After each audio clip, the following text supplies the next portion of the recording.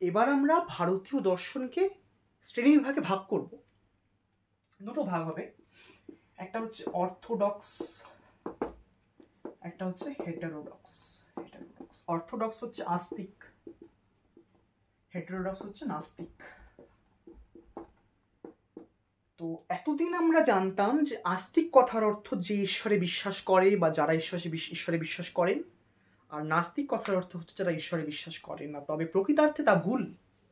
ভারতীয় দর্শনের মতানুসারে আস্তিক কথার অর্থ যে বা যারা বেদের সমর্থন করেন, এবং নাস্তিক কথার অর্থ যে বা যারা বেদের সমালোচনা করছেন এবং বেদের নিন্দা করছেন। আস্তিক তারা যারা বেদকে কেন্দ্র করে গড়ে উঠছেন, আর নাস্তিক তারা যারা বেদের সমালোচনা করছেন। এবার আমরা দেখতে পারবো যে ছয়টি ভারতীয় দর্শন যথাক্রমে মুছে ফেলছি: ন্যায়, বৈশেষিক, সাংখ্য, বেদান্ত, যোগ এবং মীমাংসা। এই ছয়টি দর্শন হচ্ছে বেদের ওপর আধার করে তৈরি হচ্ছে। এদের মধ্যে আমরা দেখতে পাবো পরের ক্লাসিফিকেশনে যে সাংখ্য এবং মীমাংসা ঈশ্বরে বিশ্বাস করেন না, তবুও তারা আস্তিক দর্শন, কারণ তারা বেদকে কেন্দ্র করে গড়ে তুলছেন, নিজেদের দার্শনিক মতামত বেদকে কেন্দ্র করে গড়ে তুলছেন। এবার প্রথম ক্লাসিফিকেশনে আমরা আসলাম, যে প্রথম ক্লাসিফিকেশন কি? প্রথম ক্লাসিফিকেশন হচ্ছে অর্থোডক্স, হেটেরোডক্স নাস্তিক তারা যারা যারা বেদে বিশ্বাস করেন না, আস্তিক তারা যারা বেদে বিশ্বাস করেন, ন্যায়, বৈশেষিক, সাংখ্য, বেদান্ত, যোগ, মীমাংসা, ছয়টি দর্শন। আর নাস্তিক তারা যারা হচ্ছে ঈশ্বরে বিশ্বাস করেন না প্লাস বেদে বিশ্বাস করেন না, চার্বাক, বৌদ্ধ, জৈন। এবার এই যে চার্বাক ফিলোসফি, চার্বাকরা ঈশ্বরের অস্তিত্বকে অপমান করছেন না, ঈশ্বরের অস্তিত্বকে অস্বীকার করছেন, কারণ ঈশ্বর ইন্দ্রিয় দ্বারা অনুভূত নয়, তারা নাস্তিক। এটা আমাদের সেকেন্ড ক্লাসিফিকেশন। এই যে on the basis of classification, এই বেসিসটা হচ্ছে প্রথম বেসিস ছিল। ক্লাসিফিকেশনের প্রথম বেসিস ছিল যে বেদের উপর ভিত্তি করে গড়ে উঠছে বা বেদের উপর নির্ভর করছে না, বেদের নিন্দা করছে। আমাদের সেকেন্ড ভিত্তি হচ্ছে যে যারা ঈশ্বরে বিশ্বাস করেন, যারা ঈশ্বরে বিশ্বাস করেন না। এখানে আমরা দেখতে পারবো চার্বাক, বৌদ্ধ, জৈন, সাংখ্য এবং মীমাংসা। বাকি চারটি ন্যায়, বৈশেষিক, বেদান্ত এবং যোগ, এই চারটি হচ্ছে সেকেন্ড ক্লাসিফিকেশনের আওতায় পড়ছে। এবার তৃতীয় আরেকটি ক্লাসিফিকেশন আমরা দেখতে পারবো, যে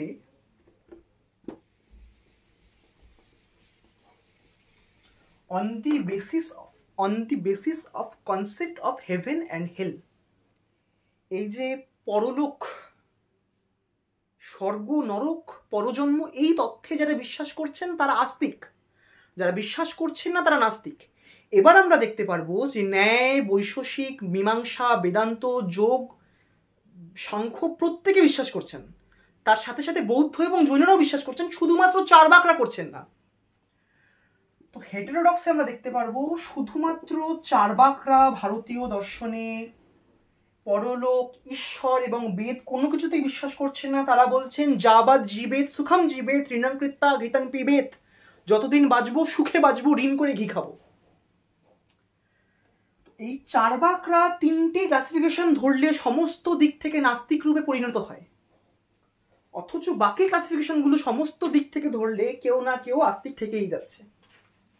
এবার আজকে লাস্ট কনসেপ্ট, আমরা আজকে লাস্ট ডিসকাশন করব, যে হচ্ছে কোন দর্শনের প্রণেতা